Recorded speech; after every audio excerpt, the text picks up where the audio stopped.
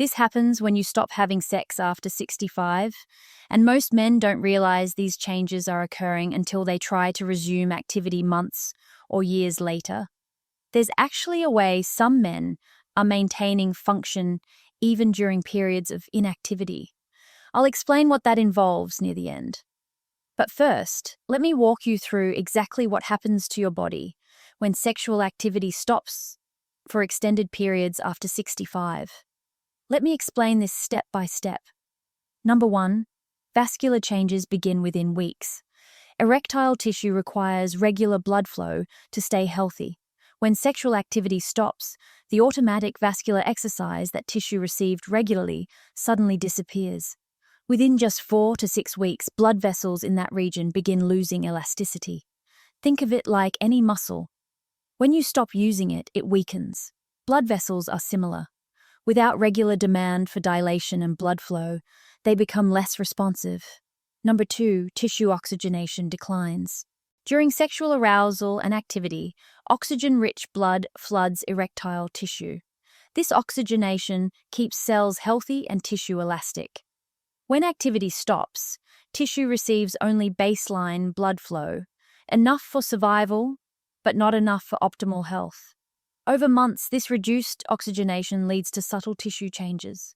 The tissue literally becomes less resilient. Number 3, the prostate responds to inactivity. Regular sexual activity helps keep prostatic ducts clear through fluid expulsion.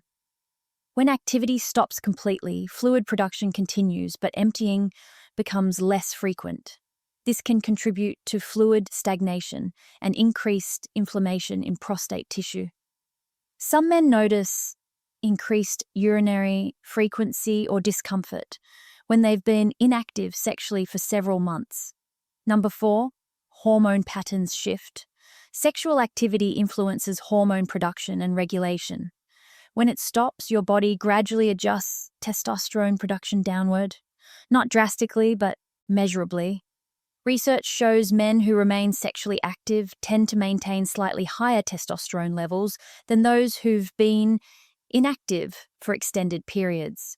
This creates a cycle. Lower testosterone means less spontaneous desire, which reinforces inactivity.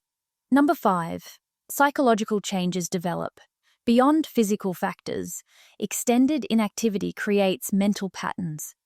Many men report that after 6 months or more without sexual activity, the thought of resuming feels daunting or anxiety-producing.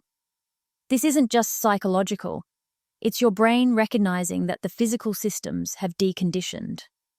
The anxiety has a real basis in physical changes that have occurred. Number 6, the return becomes progressively difficult.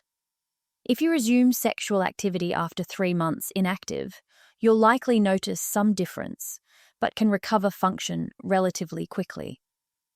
After 6 months, the difference is more pronounced. After a year or more, many men discover that what once was automatic now requires significant patience and often medical support to restore. The tissue changes that occurred during inactivity don't reverse immediately. Number 7, partner dynamics compound the issue. For men in relationships, extended sexual inactivity changes partner expectations and relationship patterns. When you eventually want to resume, both partners need to readjust. The physical challenges of resuming after extended inactivity can create performance anxiety that makes successful resumption even more difficult. This creates a cycle many couples struggle to break without support. Number 8, what you can do during inactive periods. If circumstances require extended sexual inactivity, whether health issues, relationship factors, or other reasons, your body still needs vascular exercise in that region. This is where supporting healthy circulation becomes essential. Some men find that maintaining good vascular health through other means helps preserve tissue function, even when direct sexual activity isn't occurring. The good news is that these changes aren't necessarily permanent if addressed relatively soon. Tissue maintains capacity for recovery when it receives proper circulatory support. The key is not allowing extended inactivity to progress for years without any attention to maintaining underlying vascular health. Now, regarding that maintenance approach I mentioned, some men facing temporary or extended periods of sexual inactivity are using specific natural compounds that research suggests support healthy blood vessel function and tissue oxygenation.